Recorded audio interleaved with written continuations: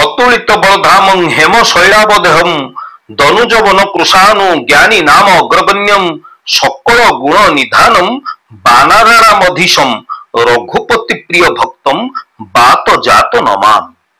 प्रभु श्री हनुमान अभय चरण जुगल मोर अनंत कोटि दंडवत प्रणाम।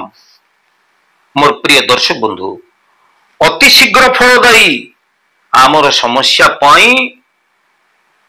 समस्यार समाधान पाई अति शीघ्र फलदायी चमत्कार उपाय मी टिके आगुरु प्रभु हनुमान को स्मरण करुथिली। चिरंजीवी हनुमान कलिजुगर प्रत्यक्ष देवता। तेबे ए हनुमानंकर किछि तुटुका प्रयोग जहा आमर समस्यार तत्काल समाधान करि देई पारे।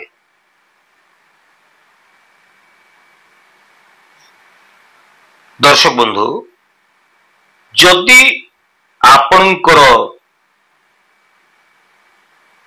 स्वास्थ्य समस्या रही, आर्थिक समस्या रही, वाणिज्य व्यवसाय चालू नहीं, आपण कौन सी नकारात्मक शक्ति द्वारा पीड़ित होउचंती, घरे आपणकर नकारात्मक शक्ति बा ऊर्जा रही, वास्तु दोष रही, आपण ऋण कर्ज करी बुड़ी गले, ऋण कर्ज परिशोध करि पारु नाहंती, आपण को पछरे जदि अनेक गुड़िए प्रभावशाली शत्रु लगी रही,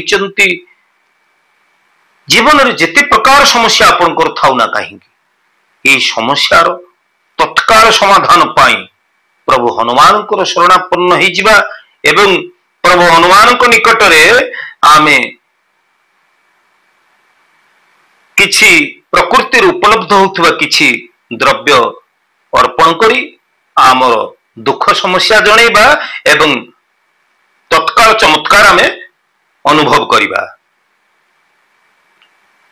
देखंतु आपणकर शनि राहु केतु ए भली क्रूर ग्रह गुड़िक आपणकर खराब अछंती, आपण अनुभव करछंती जे आपणकर ग्रह बहुत खराब चलीची, बहुत खराब समय भीतर दे आपण गति करूछंती, तो निश्चित भाव आपणकर ग्रह खराब थिबो, कोनोसी ना कोनोसी ग्रह तो खराब थिबो ना। तो सेति पई आपण हनुमान को पानपत्र अर्पण करंतु। मंगलवार दिन आपण हनुमान को पानपत्रटी अर्पण करंतु एवं पानपत्रटी आपण अर्पण करी 108 थर हनुमान सम्मुख रे आपण बसी एकाग्र चित्तरे हनुमान को चाही आपण 108 थर राम राम राम राम एई भली राम को नाम जप करंतु। या द्वारा आपणकर जेते प्रकार ग्रह दोष थाउ, ग्रह बाधा थाउ, तत्काल ई ग्रह बाधा बा समस्या आपणकर दूर हो जिवो। मंगल शांति पाई शनि ग्रह को शांति करिवा पाई अनेक जातकरे मांगलिक दोष थाई कि वैवाहिक जीवन रे विभिन्न प्रकार समस्या उत्पन्न होउची, छाड़पत्र दिया निया भली परिस्थिति मध्य सृष्टि होउची।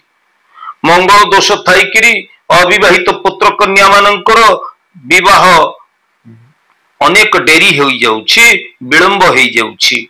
शीघ्र विवाह हेबा पाई, वैवाहिक जीवन रे शुभता पाइबा पाई बा दाम्पत्य जीवन रे कलह को दूर करिबा पाई, शांति फेरी पाइबा पाई आपण लवंग गुआ गुआ कहले सुपारी एवं गुजराती आपण शनिवार मंगलवार दिन हनुमान को प्रसाद मिठा प्रसाद सहित लवंगटीए गुआटीए गुजरातीटीए अर्पण करंतु।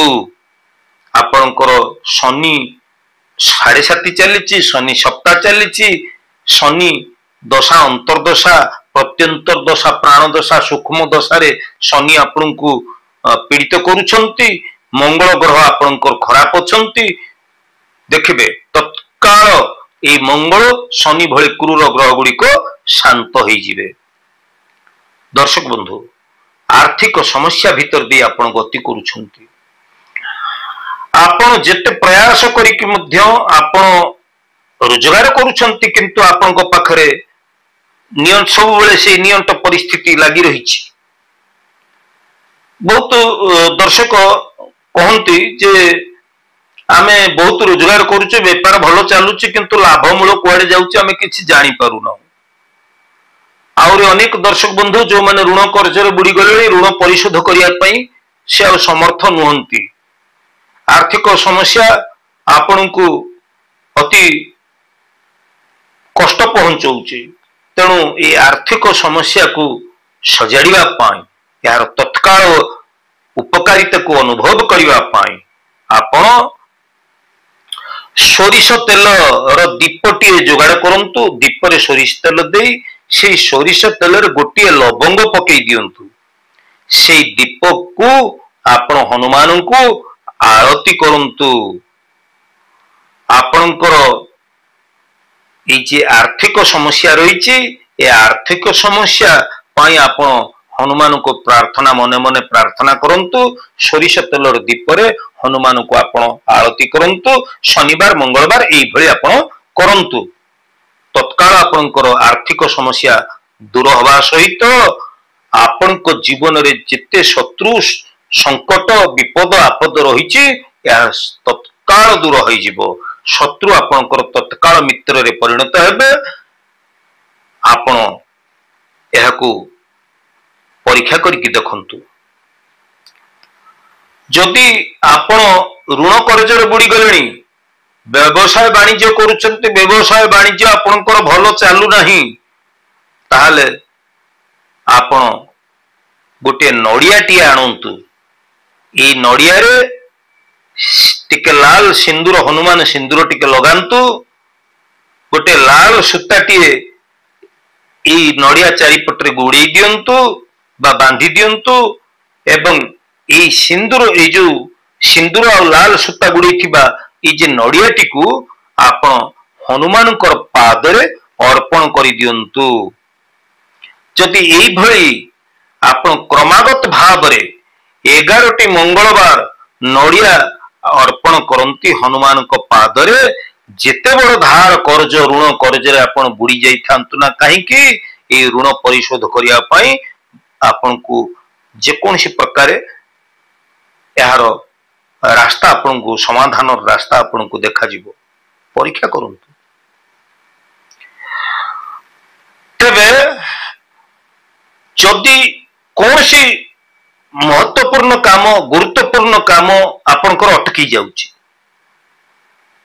ତାହେଲେ ଏ ପ୍ରକାର କ୍ଷେତ୍ରରେ ଆପଣ ଗୋଟିଏ ନଡ଼ିଆ ଚାରିପଟରେ ଲାଲ ସୂତାଟିଏ ବାନ୍ଧି ଏହାକୁ କୌଣସି ପୁଣ୍ୟତୟା ନଦୀ ଜଳରେ, ପ୍ରବାହମାନ ଜଳସ୍ରୋତରେ ଆପଣ ଏହାକୁ ହନୁମାନଙ୍କୁ ମୁଣ୍ଡରେ ଛୁଆଇ, ହନୁମାନଙ୍କୁ ନିଜର ମନର କଥା ଜଣେଇ ଏହାକୁ ଆପଣ ପ୍ରବାହିତ କରିଦେଇ ପାରନ୍ତି। ଏହା ଦ୍ୱାରା ଆପଣଙ୍କର ଯୋଉ ସମସ୍ୟା ଆସୁଛି କର୍ମ ଉପରେ, এই ସମସ୍ୟା ଆପଣଙ୍କ ଦୂର ହେବ ଏବଂ ଏହାର ତତ୍କାଳ ସୁଫଳ ଆପଣ ଅନୁଭବ କରିପାରିବେ।